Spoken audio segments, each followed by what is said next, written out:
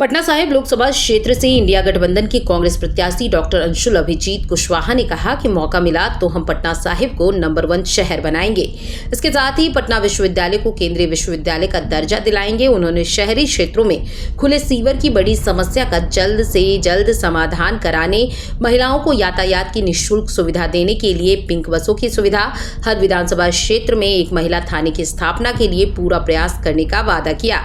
इसके साथ ही उन्होंने कहा कि फतुहा को अनुमंडल बनाया जाएगा और सफाई कर्मचारियों, आंगनबाड़ी कर्मचारियों, आशा तथा चमड़ा उद्योग में कार्यरत लोगों की समस्याओं का प्राथमिकता के आधार पर समाधान करेंगे।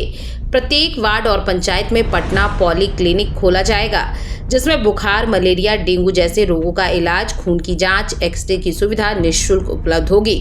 डॉक्टर अंशुल ने कहा कि फतुहा और बख्तियारपुर क्षेत्र में ट्रोमा सेंटर की स्थापना की जाएगी। देखिए वीडियो में और क्या कुछ कहा। पटना साहिब क्षेत्र के लिए इसके यहाँ पर इसके विमोचन के लिए आप आ सकें। देखिए, जब मैं मैदान में उतरा संसदीय क्षेत्र में, जब शीर्ष नेतृत्व में ये तय किया कि मैं यहाँ से लड़ूंगा, मैं ही उचित हूँ, तो मेरे मन में कोई शक नहीं था, कोई संदेह नहीं था। और मैंने यही बार बार कहा कि मैं यहाँ पर चुनाव लड़ने के लिए नहीं आया हूँ, चुनाव जीतने के लिए आया हूँ। और ये जो चुनाव मैं जीतूँगा, ये मेरी जीत नहीं होगी, ये मेरी फतेह नहीं होगी, ये यहाँ के हर एक व्यक्ति की होगी जो पटना साहिब में है। ये उनकी जीत होगी, उम्मीदवार भी वही हैं, ये संघर्ष भी उन्हीं का है, ये जीत भी उन्हीं की होगी।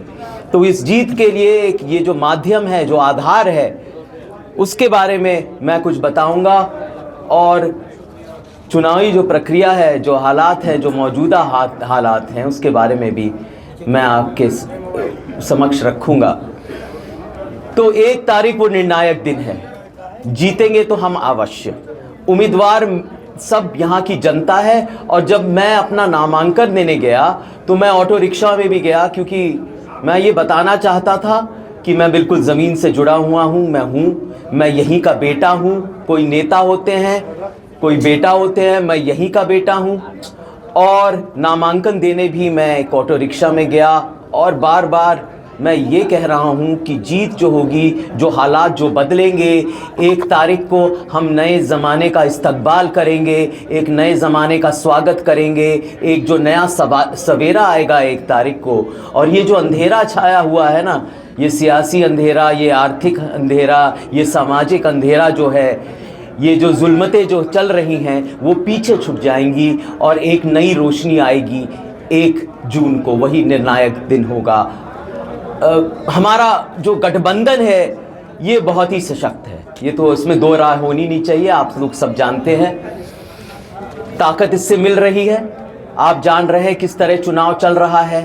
एक लहर सी आ गई है, एक तूफान सी आ गई है यहाँ पर, क्योंकि लोग इतने परेशान हैं, इतने त्रस्त हैं। यहाँ पर पटना साहिब में मौजूदा जो सांसद है हमारे रविशंकर जी, वो कभी लोगों के बीच में तो आए नहीं। मतलब पोस्टर लग गए तलाश गुमशुदा के, आप जानते हैं, कई लोगों ने खुद ही लगाए।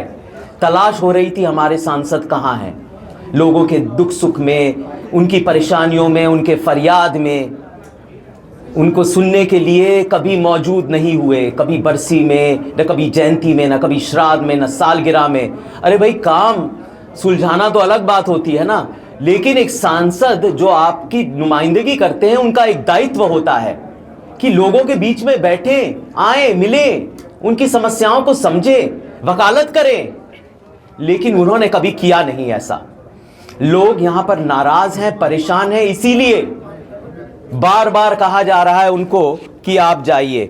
और एक चुनौती भी है, एक तरह से एक इम्तिहान भी है आपके सामने, सबके सामने, कि आप मुझे एक चीज़ बता दीजिए जो उन्होंने किया हो। एक कोरे कागज़ की तरह है उनका जो प्रदर्शन है इस क्षेत्र में, इस खूबसूरत शहर में, इस तरह है ये। तो एक तरह से उनकी तरफ भी नाराज़गी है और दूसरी तरफ हमारी एक सकारात्मक योजना को लेके हम सामने आए हैं। योजनाएं लेके, उनको हम गारंटीज कहते हैं। गारंटीज इसलिए कहते हैं कि इस बात की हमें पुष्टि भी हो चुकी है कि जो हम कहते हैं वो करते हैं, वो एकदम मुकम्मल करते हैं, वो मंजिल तक पहुंचाते हैं जैसे ही सत्ता में आते हैं। कर्नाटक में भी ऐसे ही किया, तेलंगाना में भी ऐसे किया, हमने अन्य राज्यों में भी ऐसे ही किया। और इस बार भी जो हम योजनाएं लाते हैं, योजनाएं एक चुनाव का आधार बनती हैं, तो लोग इससे आकर्षित होते हैं, कहते हैं कि हम क्या करेंगे उनके लिए। हम जो कह रहे हैं कि पहली नौकरी पक्की, या फिर कहते हैं कि महिलाओं को सालाना 1 लाख रुपए मिलेगा, या फिर जो कृषि क्षेत्र में आप जानते हैं जो किसान हैं कितने परेशान हैं, मतलब जब खेत पे उतरते हैं तो कफन बांध के उतरते हैं, ऐसे हालात आ गए हैं इस सरकार में। तो हम जो MSP लाएंगे, जो कर्ज माफ़ी करेंगे, और भी जो सामाजिक न्याय की हमारी योजनाएं हैं, तमाम योजनाएं हैं, वो हम उनको गारंटी कहते हैं। तो वो तो हैं ही, लेकिन पटना साहिब के क्षेत्र में जो मेरा अपना संकल्प है, जो मैं करूंगा इस क्षेत्र के लिए, क्योंकि मेरे पृष्ठभूमि मैंने यही सीखा है कि जन समर्पण ही एक लक्ष्य होता है, एक मकसद होता है। तो जो मैं अपना करूंगा पटना शहर के लिए, और पटना शहर में एक खूबसूरत शहर जो हमारी एक अमानत है, जो कितना कीमती शहर है। अब कितने देर से ये ऐसे लोगों के हाथों में गिरवी है जिन्होंने कभी भी इसके भविष्य के बारे में सोचा ही तक नहीं। तो इसीलिए ये घोषणा पत्र मैं आपके समक्ष लेके आया हूँ। इसमें हमारी योजनाएं हैं, इसको आप पढ़िएगा।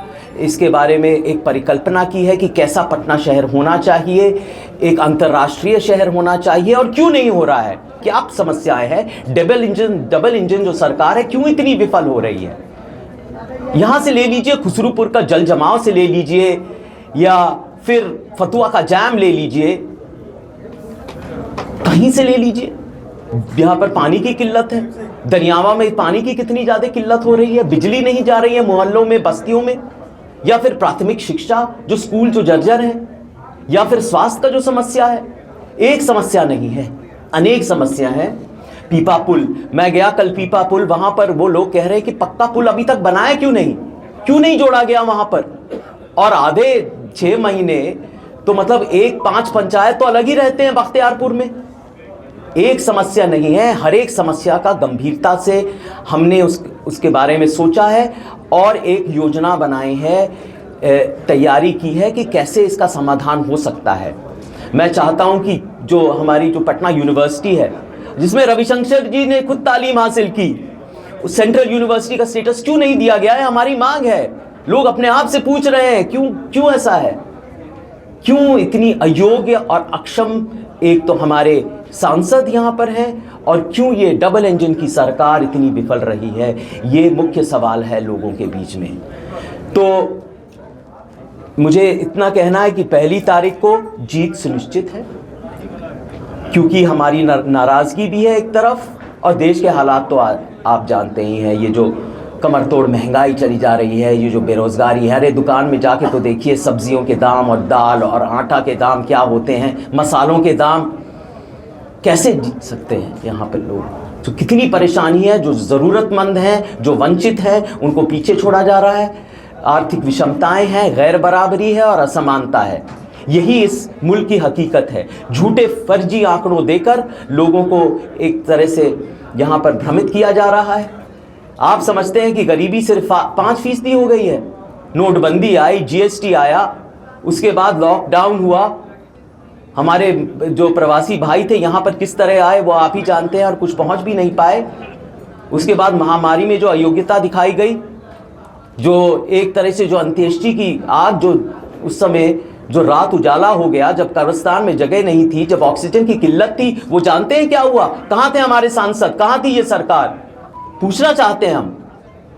तो यहाँ पर बड़ा आक्रोश है लोगों के बीच में, सबके बीच में। यहाँ पर पटना साहिब को हो क्या रहा है यहाँ पर, तो ये बातें लोगों के समझ में आ रही हैं, और ऐसा अंजाम होगा, वो दर्ज अपनी नाराजगी करेंगे 1 तारीख को, 1 नंबर पे और पंजा छाप पे। यही संकल्प है, यही लोगों का इरादा है यहाँ पर, ये जान लीजिए।